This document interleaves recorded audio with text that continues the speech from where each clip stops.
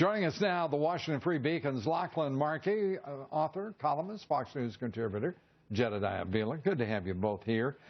Let's start, Jedediah, with you. It looks like Cruz is making a strong move, still well behind in the national polls to front-runner Donald Trump, but making a big move in Iowa. Yes, and we predicted this right here on this show. We talked about it a lot. We talked about the fact that conservatives are looking for someone that's reliable, that potentially wasn't Ben Carson or Donald Trump, because Donald Trump and Ben Carson have a tendency to make a lot of mistakes, have a tendency to say things that then leave people saying, are they serious? Can they actually be president? Can we trust them if there was a hot-button national security issue? Fact of the matter is, Ted Cruz is probably the smartest guy in the room all the time. He's been able to articulate principles very well, and he gives conservatives a lot of confidence. He gives evangelicals a lot of confidence. He really taps into the conservative base. If you look on Twitter, if you look at talk radio, if you look at people like Mark Levin, people who conservatives look to and say, who is this guy behind? Mark Levin. No, it's true, though. I'm saying, how about Rush Limbaugh? It's true. Rush Limbaugh, Sean Hannity, Mark Levin. These are people that conservatives look to and say, I say Mark Levin because he's brilliant, he's a genius, and he sifts through these candidates quite well. He's also a friend of mine. Hi, Mark. But he does that well, and people look to guys like that, reliable conservatives, and say, who are they talking about? And Ted Cruz happens to be that guy. You agree, Lachlan? Well, I think obviously the Republican Party is pretty splintered right now, and I think if you see Trump sort of shooting up in the polls, and I think he's taking a lot of the support that Ben Carson is losing right now, I think that might actually speed the sort of the establishment coalescing around an alternative, whether that's Rubio or Christie or you don't think they've already done that? Lachlan, come on. You don't think they've already done that? I think it's a double-edged sword for Cruz. It looks like cause and effect out there to me, Lachlan. It looks to me like we're seeing strong support for Rubio, strong support for Cruz. Bush he's ebbing very quickly. And that looks like, if you will, a coalition that's been built of the establishment, and the establishment.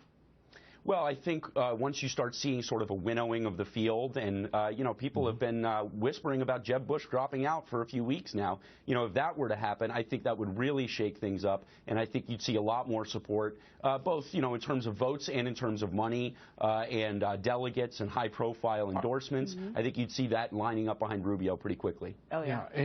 And I wonder if endorsements are going to help or hurt this year, because we're looking at an electorate that's had a belly full of establishment professional politicians. Yes.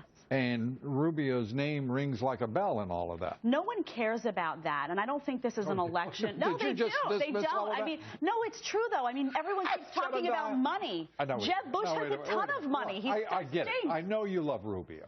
But I have to insist that we look at reality here. Reality the outsider candidates are prevailing in the polling. Right. We cannot dismiss it with a wave of our wand. No, and that's what I'm saying, though. I'm saying that these big-time donors, I'm saying that these big-time cash, they're not going to predict.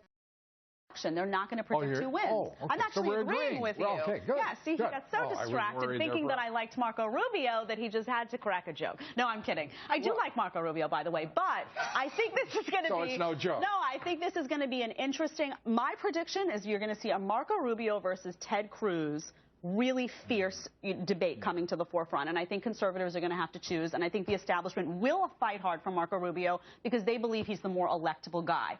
Whether or not he can get out of a primary remains to be seen. I think Ted Cruz is a force to be reckoned with. You're right. I mean, hey, if the establishment pick becomes Rubio, I'd say conservatives have a pretty good election cycle ahead of them, because as far as establishment candidates go, I think Rubio's, a pretty conservative one, certainly more so than Mitt Romney, Jeb Bush. Talk to them about immigration, though. If you look at issues like immigration, if you look, they have concerns about Marco Rubio. Just one question here. It is your show. Well, no, I don't want to intrude, but I do want to know what happened to Donald Trump in this, the front runner who has overwhelming support in a plurality here in this field. I mean, you both just dismissed him. I just wondered what happened to him. Lachlan?